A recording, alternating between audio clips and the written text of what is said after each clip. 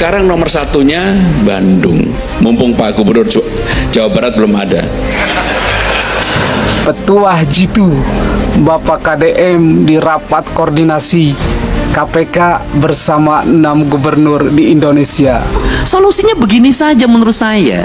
Daripada operasional digabungkan dianggap sebagai tunjangan bagi para pejabat negara, lebih baik dikasih float. Assalamualaikum warahmatullahi wabarakatuh. Sampurasun, kumaha damang. Semoga kalian selalu berada dalam keadaan sehat walafiat ya guys. Oke guys, kali ini kita akan membahas Kang Deddy, dimana ada sindiran dari Gubernur Jakarta yaitu Pramono Anung ya, lewat acara yang diselenggarakan oleh KPK. Nah, bagaimana sih sindiran halus dari Gubernur Jakarta ini terhadap Gubernur Jawa Barat Kang Deddy Mulyadi, dan apa respon dari Kang Deddy Mulyadi? Dan juga ada gagasan yang sangat bagus sekali dari Kang Deddy Mulyadi, yaitu soal saran untuk sistem yang lebih bagus untuk para gubernur dalam mengelola anggaran. Dan oke, tidak berlama-lama, langsung saja ke video berikut ini. Sekarang nomor satunya Bandung. Mumpung Pak Gubernur Jawa Barat belum ada. Ya, ketika TomTom itu lembaga internasional mensurvei, karena ada Pak Gubernur Sumatera Selatan, jadi saya pengen ngomong ini. Jakarta yang biasanya ranking 1 di Indonesia dan selalu kota termacet 10 besar di dunia, boleh dibuka Pak Gubernur Sumsel. Sekarang nomor satunya Bandung. Mumpung Pak Gubernur Jawa Barat belum ada.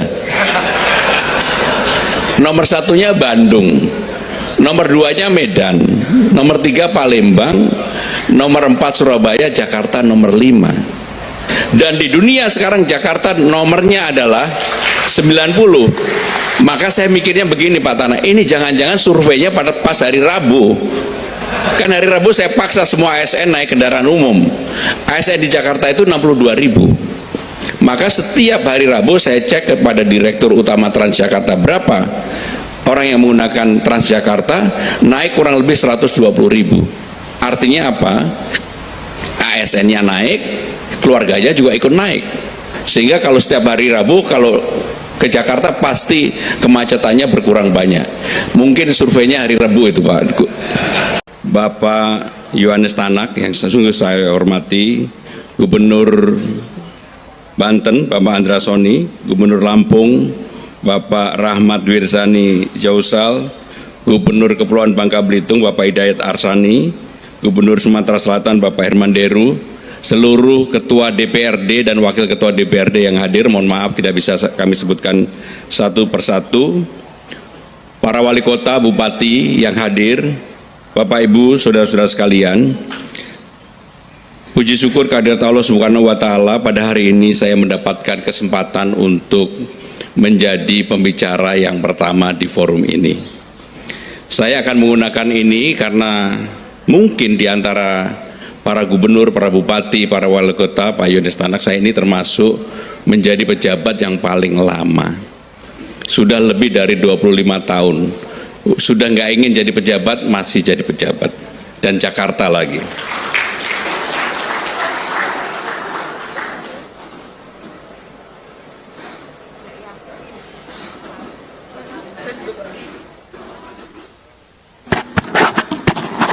Assalamualaikum warahmatullahi wabarakatuh. Sampurasun, Pak Direktur yang saya hormati, Pak Gubernur Banten, Gubernur Lampung, Gubernur Sumatera Selatan, dan seluruh Bupati, Wali Kota, para Ketua DPRD. Saya tidak mungkin menyampaikan paparan yang seperti yang tadi sampaikan, tetapi saya ingin ngomong yang hal-hal yang realistis, yang itu akan menjadi harmonisasi dalam efektivitas pemerintahan agar tetap capai tujuan. Pemberantasan korupsi itu kan intinya bahwa negara harus memiliki kecukupan fiskal agar tujuan-tujuan pembangunan tercapai. Satu, layanan pendidikan harus meningkat. 2, layanan kesehatan harus meningkat. 3, layanan infrastruktur harus meningkat. Yang keempat, layanan publik lainnya harus meningkat, termasuk layanan investasi. Saya selalu menyampaikan korupsi itu ada dua, saya bilang. Ada korupsi struktural yang melanggar pasal, diancam dengan pidana, didakwa dan dituntut. Karena itu merugikan negara. Tetapi juga ada korupsi kultural. Artinya sesuatu yang dianggap legal tetapi sesungguhnya merugikan negara. Halo guys, iya pasti viral deh ya. Petuah jitu Bapak KDM di rapat koordinasi KPK bersama 6 gubernur di Indonesia. Bagaimana cara KDM memaparkan sebuah ide-ide dan gagasan yang begitu cemerlang, dan dia langsung memberi solusinya. Itu sangat keren sekali. Bapak Aing memang tidak ada duanya. Salah satu gubernur yang terbaik di Indonesia. Dan ada yang paling nyeleneh ini, kenapa Gubernur Jakarta Mas Pram nggak memberi salam kepada Bapak KDM di awal sambutannya? Itu sangat memalukan sekali.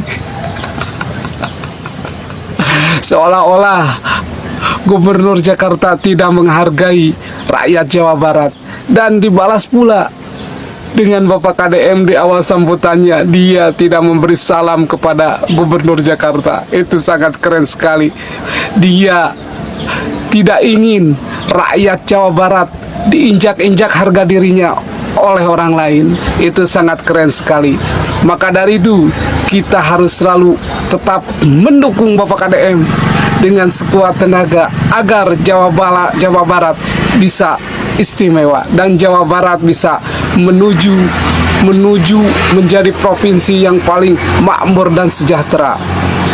Semangat. Saya memberikan contoh, misalnya pelaporan ke KPK. Saya sampaikan ke Pak Direktur, apakah murni didasarkan pada orang yang konsen pada pada korupsi? Tidak. Kebanyakan orang yang tidak terpuaskan, kalah tender, lapor KPK. Kalau menang nggak lapor. Anaknya tidak diterima di SMA negeri, pakai kata belece, langsung besoknya bongkar korupsi kepala sekolah. Nah, hari ini saya sampaikan ke Pak Direktur, korupsi bisa terjadi di desa. Kenapa? Setiap hari kepala desa didatengin orang yang mengaku ormas, orang yang mengaku LSM, orang yang mengaku wartawan. Itu sekali datang 10 orang, cepet itu dikasihnya. 1 juta tuh kepala desa sehari. Kemudian di kabupaten, kalau bupati, wali kotanya nggak tahan, pasti banyak orang yang mengaku A, mengaku B, itu melakukan tekanan dan nyari salah. Kemudian setelah itu dia bergaining, dapat jatah di kerjasama A, kerjasama B, kerjasama C. Nah, ini yang jadi problem adalah Pak Direktur, gubernurnya punya daya tahan, misalnya para bupatinya punya daya tahan, tapi kepala SKPD-nya itu belum tentu punya daya tahan. Kenapa? Gubernur enak, SKPD-nya tinggi Pak, jauh jaraknya ke masyarakat. Kalau bupati wali kota itu dekat ke tetangganya, didatengin tiap hari, pusing, akhirnya dilayanin. Jadi pemerintah ini yang terjadi di Indonesia hari ini adalah semakin dia strukturnya makin rendah, tingkat resikonya makin tinggi, sorotan publiknya makin tajam. Ini problem. Politisi itu nggak bisa membedakan mana gaji, mana operasional. Kenapa? Karena gaji dan tunjangannya adalah operasional. Itu problem. Nah, itu bagaimana solusinya, Pak Direktur? Solusinya begini saja menurut saya.